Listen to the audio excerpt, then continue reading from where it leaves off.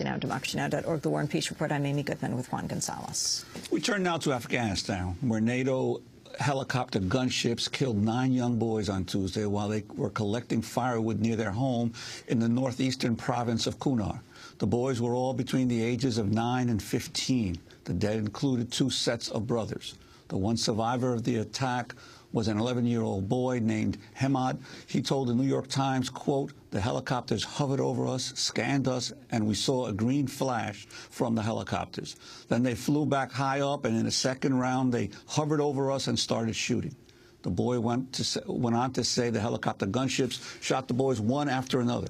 It was at least the 3rd instance in 2 weeks in which the Afghan government accused NATO forces of killing large numbers of civilians in airstrikes. An Afghan government panel is still investigating claims some 65 people, including 40 children, were killed in a U.S.-led attack last week. On Wednesday, top NATO Commander General David Petraeus issued an unusual apology for the attack on the 9 boys.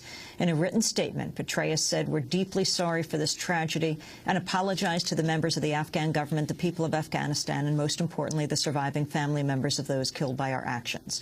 But Petraeus has refused to apologize for other apparent NATO attacks on civilians. Last month, Petraeus shocked his Afghan counterparts when he suggested in a closed meeting that pro-Taliban Afghans might be burning their own children or inventing stories to exaggerate claims of civilian casualties. To talk more about Afghanistan, we're with Rick Rowley of Big Noise Films, independent journalist who's been to Afghanistan a number of times, only recently returned. This latest attack and the apology, Rick. Well, I mean, I think the apology is clearly happening because of the outrageous comments that Petraeus is reported of making to Karzai, that Afghan parents are burning their children in order to get the few $1,000s in money that the U.S. military gives out in condolence payments. But really, what this string of attacks shows, air attacks shows, is that the strategy on which the surge was built and billed is over. And has failed. You remember 1 year ago when the surge was launched, I mean, the people were the prize. We were going to end airstrikes. We were going to move in and at great personal risk to our own soldiers. We were going to prove that we were there to protect the population and slowly build our counterinsurgency around that. It was called population-centric counterinsurgency, or COIN. And I mean, I made 3 trips to Afghanistan last year. Once at the very beginning of the surge, mid-surge, I was with the Marines in Marja, and then in September and October. And by the end, Afghan villagers were coming up and asking us, why have the airstrikes started again? I mean, they were noticing this sort of uptick before it was even reported in the press. So what happened was, after the surge was bogged down and COIN was failing in both Marja and Kandahar, the U.S. has turned to a firepower-intensive kind of combat, where, I mean, every metric is trending against the Americans now. By every measurable means, the U.S. is losing the war there now. And so now we've moved to a tactic that doesn't have a strategy behind it. I mean, the theory behind COIN in the beginning was, that you'll slowly win hearts and minds by going in and protecting the population. This, the Marines are bringing tanks into Marja. They're resorting to airstrikes. Night raids have risen to an astronomical level where there's 1,000 raids a month happening, up from 30 raids a month in 2008. I mean, decades after Vietnam, 1 decade into this war, we've gone back to body counts as our only way of measuring any kind of progress in the war. So, I mean, what these attacks show is that the strategy that the surge was built around is over. Robert Gates made a very unusual comment, the Secretary of Defense, about the wars in Afghanistan and Iraq. This is what he told an audience of West Point cadets on Friday. In my opinion, any future defense secretary who advises the president to again send a big American land army into Asia or into the Middle East or Africa should have his head examined, as General MacArthur so delicately put it. Should have his head examined. This is the Secretary of Defense when we're in the midst of 2 wars. I mean, certainly that shows the sea change that is happening inside the military establishment itself. I mean, there's been no public announcement about this change in strategy. I mean, as far as the Obama administration's public pronouncements about what's going on there, it's still the surge, still population-centric COIN, still the same hearts and minds campaign. But it is clear from the way the military is operating on the ground in Afghanistan that that strategy is over. And isn't this an implicit recognition that the Obama strategy, that the surge would happen for a short period of time, then the withdrawal would begin, that it is basically fallen apart?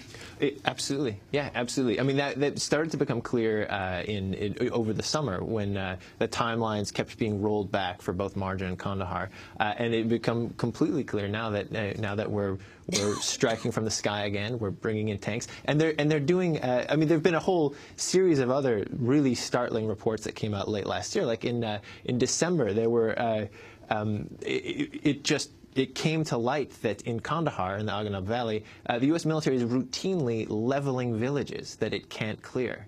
There was a village called Tarak Kalachi, where, I mean, there's aerial photographs of the village before and after. They dropped 20,000 pounds of munitions and erased this village off the map because it was so strung with IEDs, they claimed that they couldn't clear it. And that apparently is not an isolated incident. They developed new weapons around this. They have a directional charge that blows, a 300, 600-meter trench that's the width of a tank or an MRAP, so that they can just blow a path through a field instead of driving through it. I mean, that is not a hearts and minds campaign. That is not a population-centric campaign. Rick, I want to turn for a moment to a recent piece you did for Al Jazeera, the segment which includes interviews with Jeremy Scahill and Matthew Ho, one of the highest-level embassy people to quit over the war in Afghanistan. He was serving in Afghanistan.